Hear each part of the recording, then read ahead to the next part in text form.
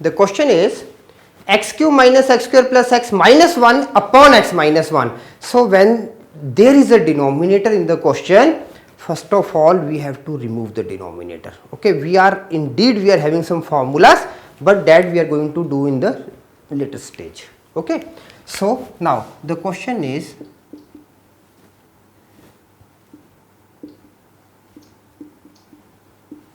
upon x minus 1 with dx. Now what we can do it?